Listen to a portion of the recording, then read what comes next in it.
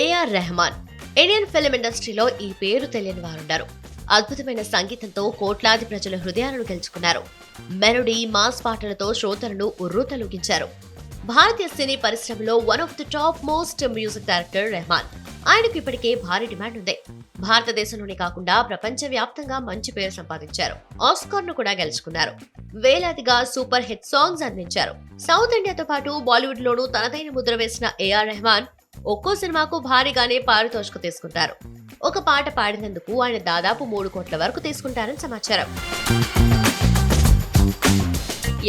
రెహమాన్ ఒక్కో సాంగ్ పాడటానికి 3 కోట్ల రూపాయలు ఛార్జ్ చేస్తారట.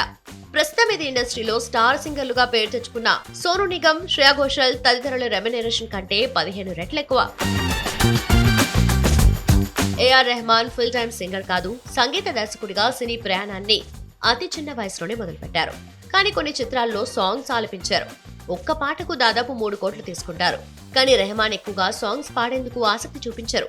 ఎందుకంటే ఆయన ఎక్కువగా మ్యూజిక్ డైరెక్టర్ గా ఉండేందుకు ఇంట్రెస్ట్ చూపిస్తుంటారు. అందుకే తనను పాట పాడేందుకు ఎవరూ పిలవకుండా ఉండేందుకు అంత పెద్ద మొత్తంలో డిమాండ్ చేస్తుంటారని సన్నిహితులు అంటుంటారు. అయినా కొందరు నిర్మాతలు అంత డబ్బు చెల్లించి రెహమాన్ చేత సాంగ్స్ పాడించారు.